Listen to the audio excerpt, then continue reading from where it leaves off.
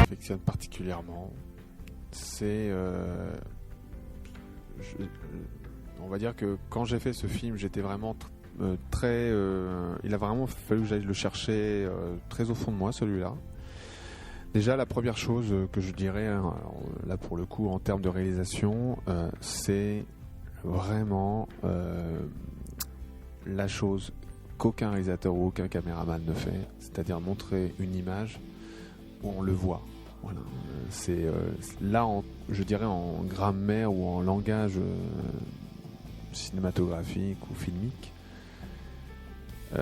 c'est un réalisateur qui se met à nu.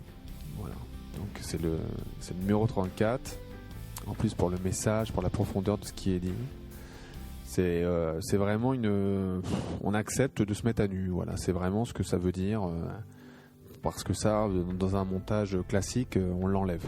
À moins que dans le scénario ou en tout cas que ce soit un clip. Je me souviens d'avoir vu un clip où on voyait les gens, mais généralement le principe d'un réalisateur, d'un caméraman, c'est surtout pas de se montrer dans un plan, parce que quand le spectateur voit l'ombre ou quelque chose qui ressemble à un caméraman dans le plan, ça l'enlève de l'image.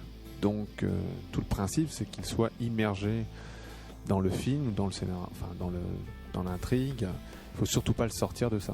Donc dès que voilà pourquoi on fait très attention à ne pas se montrer, parce que sinon on sort le spectateur de l'imaginaire que le réalisateur a voulu montrer à travers l'image. Donc c'est très symbolique. Mais c'est quelque chose, mais qui là se prête au vu de ce qui est dit.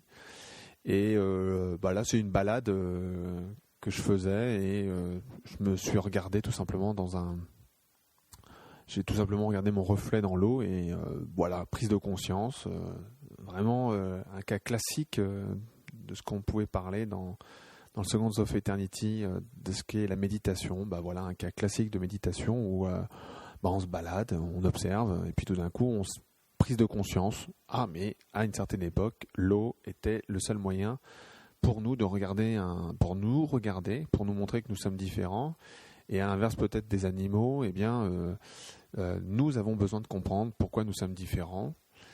Et donc c'est un film qui est très très fort. En plus, très symboliquement, c'est le numéro 34. Ça n'a pas été fait exprès, mais il faut savoir que quand j'ai tourné ces images, j'avais 34 ans. C'est pour la petite histoire, c'est quand même assez drôle.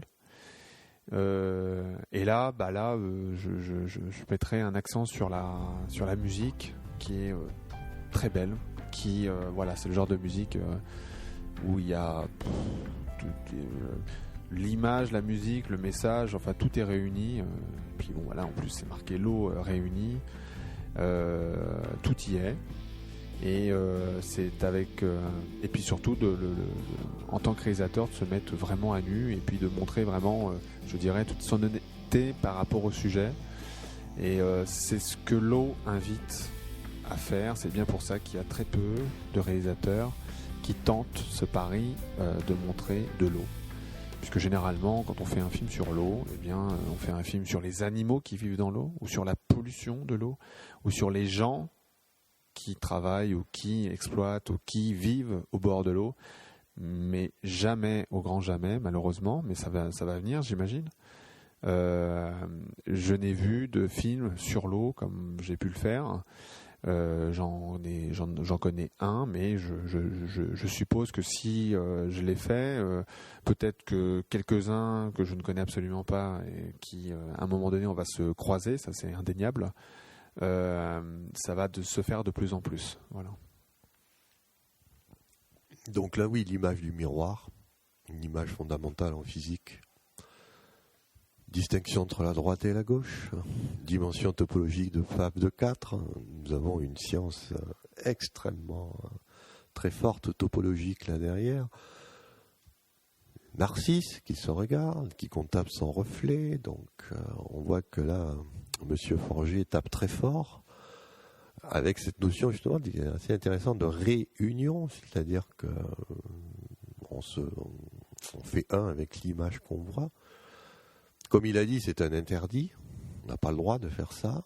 Donc il viole un interdit, mais bon, après tout, il a le droit puisque c'est les seconds of eternity. On se permet tout, aucune censure, tout est permis. Non, c'est vraiment... je me souviens d'une discussion que j'ai eue avec lui à ce sujet. On ne peut se voir que dans l'eau calme. Si l'eau était en mouvement, comme il a l'habitude de nous le faire, ce que j'appelle du Rodolphe Forger au niveau cinématographique, cette eau qui est tout en mouvement, là, pour une fois, il s'est arrêté. Et donc là, on peut le voir, lui, en train de filmer. Et ça, c'est vrai qu'il n'y a que dans l'eau calme qu'on peut avoir ce reflet, ce miroir. Donc, énormément d'informations là derrière.